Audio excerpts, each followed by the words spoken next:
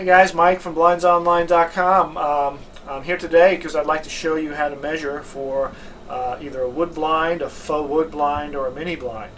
The first thing that we would recommend that you guys do is go to our homepage at blindsonline.com and download a copy of the measuring worksheet. It'll just make things a lot easier, keep things organized, so lessen the chance of making a mistake. You can print out as many of these as you need. If you're doing multiple blinds, I would probably recommend filling out one for each blind. Now, we'd also like you to get a hold of a steel measuring tape. Okay, the steel measuring tape is the best way to go. Try not to use any fabric tapes or anything like that. You're going to get the most accurate measurement with this type of tape measurement.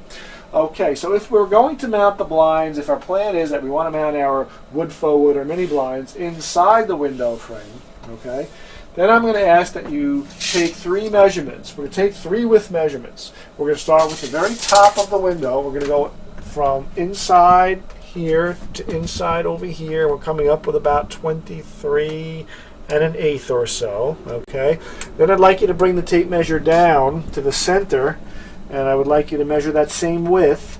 We're just checking to see if the window is square. We're coming up with about the same thing, 23 1/8, and we want to also check that bottom measurement. And here I'm coming up with 23. So, of those three measurements, I'd like to take the smallest of the three, round it to the nearest 1/8 of an inch. In this case, it's going to be 23 inches. So, if we're going to place the order as an inside mount, we're going to supply 23 inches as our width. We'll make the necessary deduction for it to fit properly, so don't worry about that. Now, as for the height, I'd like you to take three measurements as well. I'd like you to take the far left side. Come on, here I'm coming up with about 35 5/8. I'd like you to take that center measurement, coming up with about the same, 35 5/8. And then I'd like to go to the far right side, and I'm coming up with 35 3/4. Okay, so it looks like we're a little bit longer on the right side. I'd like you to supply us with the longest of those three measurements. This way we can make sure that when the blind comes down, it rests on the sill and it's not hanging above the sill in any place. Okay, that's for an inside measurement.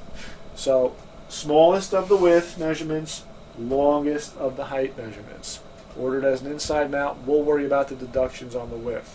Now, if you choose to mount the blinds outside the window frame, okay, the width measurements are a little bit different. If you have molding around the window, I'm going to ask you to go from the far left edge of the window molding to the far right of the window molding. In this case, we're coming up with 27 7/8. Okay. If we're plan on mounting our brackets directly to the molding, I'd like you to deduct 3/8 of an inch from that. Okay. The reason for that is when you place your brackets on the molding, I want to make sure the blind's just a little bit smaller so that it'll fit between the brackets. If we make it the exact same size, we're going to have a tough time getting the blind into the brackets. So let's do the math. We have 27 7/8 here as a width. We're going to deduct 3/8 of an inch. That leaves us with 27 1/2. So we're going to order our blind as 27 1/2 inches wide outside mount. Okay, now the next measurement, height measurement. We want to start from where we're going to be mounting. Here, we're going to the window molding. I'd like to start here and finish where we want the blind to finish. Now, if you have a windowsill that protrudes out, we're going to stop it at the windowsill. Let's say this had a windowsill popping out.